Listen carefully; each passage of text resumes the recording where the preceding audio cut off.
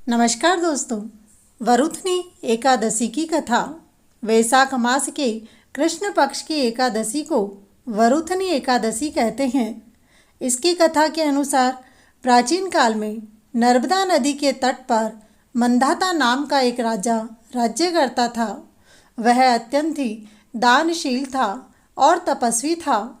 एक दिन जब वह जंगल में तपस्या कर रहा था, तभी न जाने कहाँ से एक जंगली भालू आ गया और राजा का पैर चबाने लगा।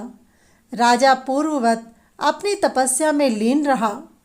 कुछ देर के बाद पैर चबाते चबाते भालू राजा को घसीटकर पास के जंगल में ले गया। राजा बहुत घबराया, मगर तापस धर्म अनुकूल उसने क्रोध और हिंसा न करके भगवान विष्णु से प्रार्थना की।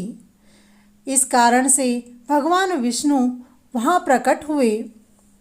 श्री हरि विष्णु ने उसे चक्र से भालू को मार डाला।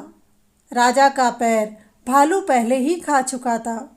इससे राजा बहुत ही शोककुल हुआ। उसे दुखी देखकर भगवान विष्णु बोले, हे वत्स, दुखी मत हो, तुम मथुरा जाओ और वहाँ जाकर के वरुथनी एकादशी का व्रत करो और मेरे वराह अवतार की मूर्ति की पूजा करो। इस व्रत के प्रभाव से और पूजा से तुम्हारे अंग बिल्कुल शक्तिशाली हो जाएंगे। इस भालू ने तुम्हें जो काटा है, यह तुम्हारे पूर्व जन्म का अपराध था। भगवान की आज्ञा मान करके राजा मंधाता ने मथुरा जाकर के श्रद्धापूर्वक वरुथनी एकादशी का व्रत किया। इसके प्रभाव से राजा शीघ्र ही पुनः सुंदर और संपूर्ण अंगों वाला हो गया।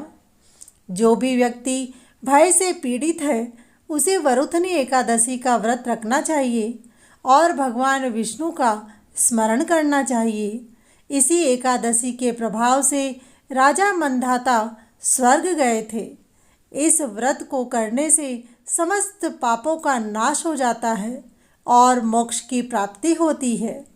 प्रेम से बोलो विष्णु भगवान की जय। एकादशी की एक और सुंदर कथा लेकर आए हैं। एक बूढ़ी माँ ने एकादशी का व्रत किया। उनके घर में बेटे, पौत्र और धन की कोई कमी नहीं थी, परंतु अपने पुत्र व पौत्रों के लिए व्रत रखती थी।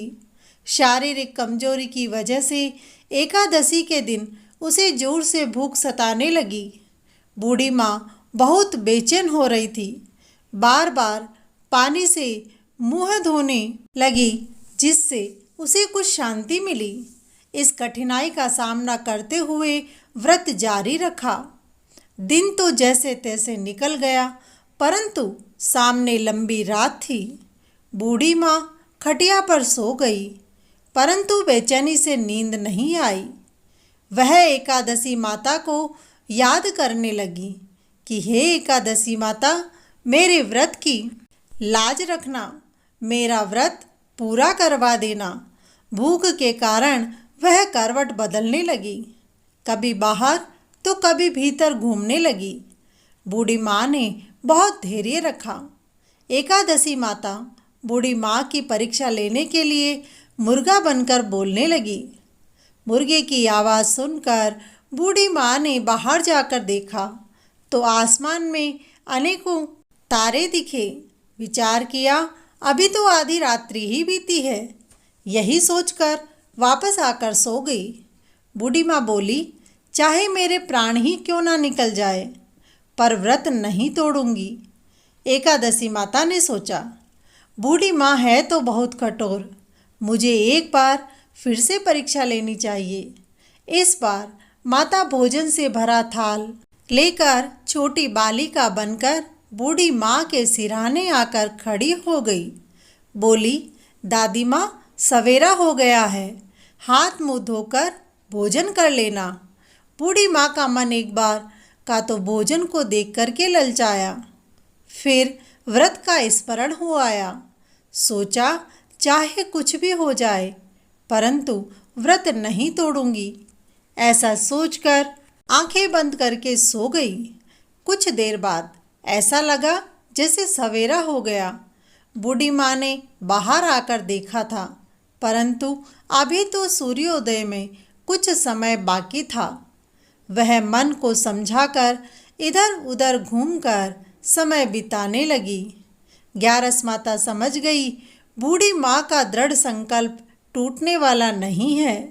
सवेरा होने के बाद उन्होंने स्नान करके पूजा अर्चना की, ब्राह्मण को भोजन कराकर उन्हें दक्षिणा दी। उसके बाद स्वयं ने भोजन किया। इस एकादशी व्रत के प्रभाव से बूढ़ी माँ अनेक सुखों को भोग कर वैकुंठ धाम को गई। बोलो ग्यारस माता की जय। दोस्तों, कहानी पसंद आई हो तो कमेंट बॉक्स में ग्यारस माता की जय जरूर लिखें।